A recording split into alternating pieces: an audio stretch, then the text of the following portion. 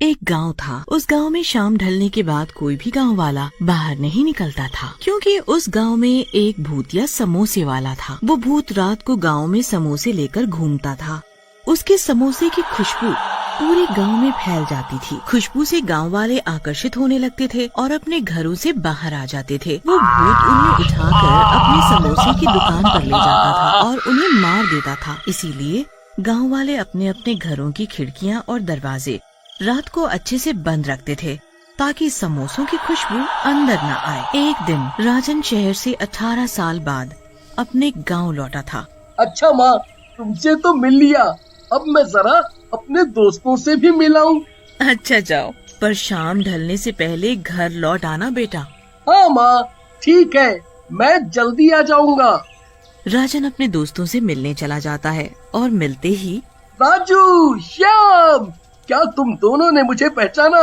मैं तुम्हारा बचपन का दोस्त राजन, जो शहर पढ़ने चला गया था। यार तू मेरे दोस्त, इतने सालों बाद आया है तू गांव में। अच्छा दोस्तों, हम कितने सालों बाद मिल रहे हैं। चलो इसी खुशी में कहीं घूम कर आते हैं। नहीं नहीं, हम नहीं जा सकते। क्यों, क्या हुआ? तुम दोनों घूमने के नाम से इतने डर क्यों रहे हो? क्या तुम्हें नहीं पता, इस गांव में शाम ढलने के बाद घर से कोई नहीं निकलता बाहर। पर क्यों, क्या बात है? क्या तुम्हें नहीं पता, रात के समय गांव में समोसे वाला भूत घूमता है। जो भी उसके समोसों की खुशबू सूंघ लेता है, वो भूत उसे उठाकर अपने साथ ले जाता है और उसे मार देता है। शायद तुम्हें भूत के बारे में कुछ नहीं पता। इसीलिए तुम भी खिड़की दरवाजे अच्छे से बंद करके सोना। चलो भाई, अब घर चलें, अंधेरा होने ही वाला है। इतना बोलते ही राजू और श्याम वहाँ से चले जाते हैं। ये दोनों भी ना कैसी कैसी बातें करते हैं। कोई भूत वूत नहीं होता। शायद ये दोनों मुझे डराना चाहते हैं। अगर कोई ऐसी बात है तो माँ से जाकर पूछता हूँ। राजन वहाँ से अपने घर जाता है और अपनी माँ को सब बताता है। माँ, आज मैं अपने दोस्तों से मिलने गया था ना, तो वो लोग बड़ी अजीब सी बात कर रहे थे, कोई समोसे वाले भूत की। अगर कोई बात है तो बताओ ना माँ। अब इस बारे में कल बात करेंगे बेटा, अभी रात बहुत हो गई है, अभी तू सो जा। हाँ? फिर राजन अपने कमरे में सोने चला जाता है। राजन अपने दोस्तों की कही बातों पर ज्यादा भरोसा नहीं करता, जो उन्होंने भूतिया समोसे वाले की बात कही थी, और वो खिड़की खुली रखकर ही सो जाता है। और रात में भूतिया समोसे वाला हाथ में समोसे की प्लेट लेकर गांव में घूमता है। ओ गांव वालों, जरा खिड़की खोल कर कोई हमारे भी दर्शन कर लो। हम भी तो तुम्हारे अपने हैं, एक बार तो दर्शन कर लो हमारे। ये मेरे बनाए हुए गर्मा गर्म समोसे तो चख लो एक बार। पर किसी के भी घर की खिड़की नहीं खुली होती। कोई बात नहीं, मैं खुद ही देख लेता हूँ कि आज कौन मरेगा मेरे हाथों से। ऐसा तो हो ही नहीं सकता कि आज मैं खाली हाथ यहाँ से जाऊं। तभी भूत की नजर राजन की खिड़की की तरफ पड़ती है। फिर समोसों की खुशबू खिड़की से होते हुए कमरे में राजन तक पहुंच जाती है। समोसों की खुशबू पहुंचते ही राजन आकर्षित हो जाता है। क्या खुशबू है! ये खुशबू तो समोसों की है। खुशबू इतनी अच्छी है, खाने में तो और भी स्वाद हो गया, स्वाद। राजन खुशबू के साथ साथ बाहर आने लगता है, और राजन जैसे ही घर से बाहर आता है, वो समोसे वाला भूत उसे पकड़ लेता है और उसे अपनी समोसों की दुकान पर उठाकर ले जाता है। आज का शिकार मिल ही गया। ये सब देखकर राजन डर से थर थर कांपने लगता है और पसीना पसीना हो जाता है। मुझे मत मारो, मुझे जाने दो। मुझसे बहुत बड़ी गलती हो गई जो मैंने अपने दोस्तों की बात नहीं मानी और खिड़की खोलकर सो गया। मैं तुम्हारा सारा काम कर दूंगा, झाड़ू, पोछा, बर्तन, जो कराना चाहते हो करा लो, पर मुझे जाने दो, मुझे जाने दो। नहीं नहीं, बिल्कुल नहीं।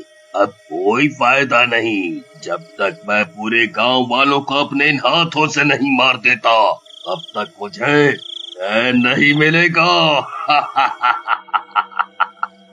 राजन भूत के आगे बहुत गिड़गिड़ाता है, पर भूत के आगे उसकी एक नहीं चलती। जैसे ही वो अपने लंबे लंबे नाखून उसके सीने में घोंपने वाला होता है, तभी उस भूत को राजन के गले में पड़ा ताबीज दिख जाता है और भूत ताबीज देखकर चौंक जाता है। ये ताबीज तुम्हारे गले में कैसे आया? ये ताबीज मेरे पिताजी की आखिरी निशानी है। माँ ने बताया था जब मैं बहुत छोटा था तब मेरे पिताजी ने मुझे ये ताबीज पहनाया था, पर वो अब इस दुनिया में नहीं है। ये बात सुनते ही भूत की आंखों में आंसू आ जाते हैं। ये ताबीज मेरा है और मैं तुम्हारा पिता हूँ। मैं कुछ समझा नहीं। राजन को कुछ भी समझ नहीं आता। तब भूत पूरी बात बताता है कि कैसे वो भूत बना। बेटा, आज से बहुत साल पहले गांव में मेरी समोसे की दुकान हुआ करती थी। मेरे समोसों के चर्चे दूर दूर तक फैले हुए थे। एक दिन सरपंच के बेटे ने भी समोसों की दुकान मेरी दुकान के बिल्कुल सामने खोल ली, पर उसके बनाए समोसे स्वादिष्ट नहीं थे और बासी भी बहुत थे। इस वजह से सभी उसके बनाए समोसे नहीं खरीदते थे। मेरे बनाए समोसे ताजा और स्वादिष्ट होते थे और उसकी खुशबू से ही लोग अपने आप मेरी दुकान पर खींचे चले आते थे और कई समोसे खा जाते थे और तो और अपने घर के लिए भी रखवा कर ले जाते थे।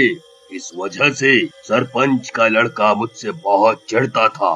एक दिन उसने मुझे रास्ते से हटाने की योजना बनाई और चुपचाप मेरी दुकान में आग लगा दी और दुकान के साथ मुझे भी जलाकर मार दिया और मैं भूत बन गया। अब जब तक मैं उसे मार नहीं देता मेरी आत्मा को शांति नहीं मिलेगी। पिताजी, अगर आपकी मौत सरपंच के बेटे की वजह से हुई है तो आप गांव वालों को क्यों मार रहे हो? बेटा, जब मेरी दुकान में आग लगी थी तब किसी ने भी मेरी मदद नहीं की। सभी खड़े खड़े देख रहे थे बस, इसलिए मैं इन सबको मार दूंगा। पर मैं अभी तक सरपंच के बेटे को मारकर अपना बदला नहीं ले पाया, क्योंकि वो अपने घर को हमेशा बंद रखता है, कभी भी बाहर नहीं आता। पिताजी, मैं इसमें आपकी मदद कर सकता हूँ, पर आप मुझसे वादा करो कि आप गांव वालों को नहीं मारेंगे। भूतिया समोसे वाला राजन की बात मान लेता है और फिर राजन पूरी योजना बनाता है कि कैसे सरपंच के लड़के को घर से बाहर निकाला जाए। योजना के हिसाब से एक दिन राजन चुपके से सरपंच के घर की खिड़की पर समोसे से भरी प्लेट रखाता है। कुछ देर बाद सरपंच का बेटा समोसे की खुशबू से आकर्षित हो जाता है और घर से बाहर आ जाता है। अब मैं तुझे मार कर अपना बदला लूंगा। पर तुम मुझे मारना क्यों चाहते हो? और इस राजन को तो तुम कुछ भी नहीं कर रहे हैं। क्योंकि तुम मेरे कातिल हो। तुमने मुझे मारा है, इसने नहीं, और गांव वाले भी निर्दोष हैं। मैं और तुम्हारा कातिल? कौन हो तुम? कौन हो तुम? इसके बाद भूत अपने असली रूप में आ जाता है। बंसी, तुम? ठीक पहचाना, बंसी हूँ मैं। तुमने मुझे जलाकर मार डाला था, याद आया? देखो बंसी भाई, देखो मुझे माफ कर दो। मुझसे बहुत बड़ी गलती हो गई थी। मुझे माफ कर दो बंसी भाई, मुझे माफ कर दो। और उसके बाद से